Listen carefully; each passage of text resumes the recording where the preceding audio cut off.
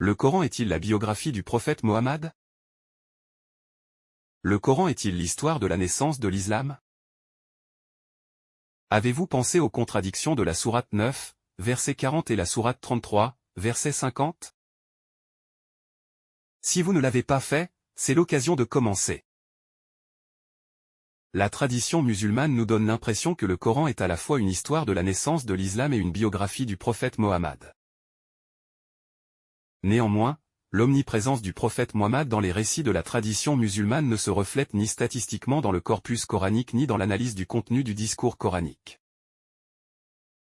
À l'évidence, le Coran n'est ni un récit historique de la naissance de l'islam, ni une biographie du Mohammed du Coran. La réalité est que le Coran nous plonge dans le monde de la Bible, mais il ne nous plonge pas dans le monde du prophète de l'islam. Dans cette logique, nous trouvons que les récits coraniques nous donnent une idée aussi précise que possible sur des peuples disparus comme le peuple des Ba'ath, le peuple des Thamd et le peuple de l'eau, dont les récits sont repris dans de nombreuses sourates. De même, les récits coraniques nous permettent de connaître largement de nombreux prophètes de la Bible comme Adam, Noé, Houd, Saleh, Abraham, Jacob, Joseph, Isaac, Ismaël, Moïse, Aaron, David et Jésus-Christ.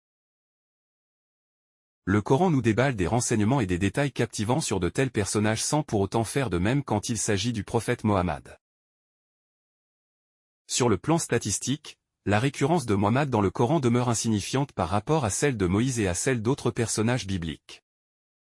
En somme, le Coran n'évoque le nom de Mohammed que 4 fois dans tout le corpus coranique. En revanche, le Coran cite Moïse 136 fois, ce qui nous donne un rapport d'une citation de Mohammed contre 34 citations de Moïse. Dans cette logique statistique, le personnage de Moïse serait 34 fois plus important que le personnage de Mohammed dans le Coran. Dans le même ordre d'idées, Mohammed se place très loin derrière les grandes figures bibliques comme Moïse, Noé, Abraham, Lot, Ismaël, et Jésus-Christ.